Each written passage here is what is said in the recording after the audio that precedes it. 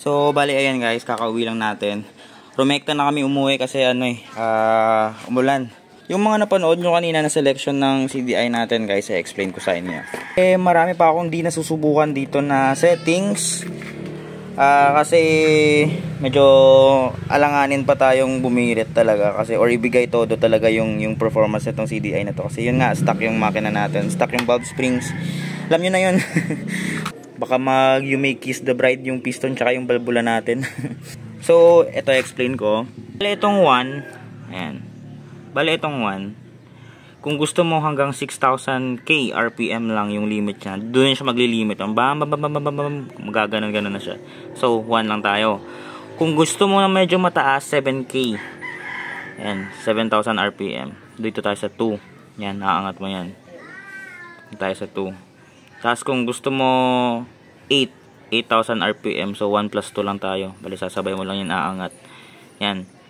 Bale, make sure lang na palagi na kapag magsiset kayo ng settings dito, patayin nyo muna yung motor nyo. Tapos, ayan, 1, 2, bali 8,000 RPM yung limit nya. Tapos, yung next nyan, yung 9, katulad ng ginamit ko kanina. Ayan, naka 9,000 RPM tayo. Ito, 3 yun. Bali, aangat mo lang tong 3. Ayan. Itong number 3, yan yung 9,000 RPM, yung limit. Pero kanina, yung nag-try tayo, yung ginamit ko nun is nasa 1 tsaka 2 lang, 1 plus 2 lang yun. Yan, 8,000 RPM lang yun. Tapos, itong kung gusto nyang pinakamababa na RPM, number 4. Yan. 4,000 RPM lang yan. Kung gusto mo ng unlimited na RPM talaga, kaso may advice ko lang to sa mga kargado na yung makina, turbol talaga na naka-valve springs ka, naka-lighten valves ka. Tandaan nyo lang, kung all stock yung makina mo, pumpa pwede lang. wag nyo na lang subukan yung unli na ito, puro baba. No limit talaga. So, bale, yan, ulitin ko. Yung 1, 6,000 RPM.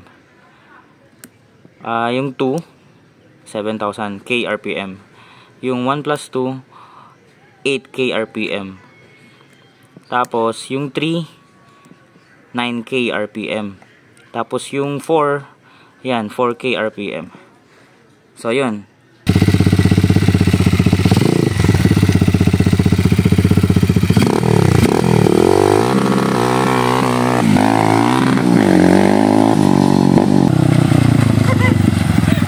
Grabe, no? Sobrang lakas. Yung bago ako, hindi ko makontrol.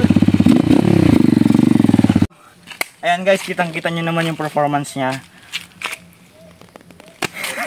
Sa mga gustong umorder ng 4 pins, kasi palagi pero gagawa ako ng video, ayan, para dito sa KRY 150, 200, kasi maraming nagre-request na kung pwede po daw ba yung S2R na racing CDI para dito.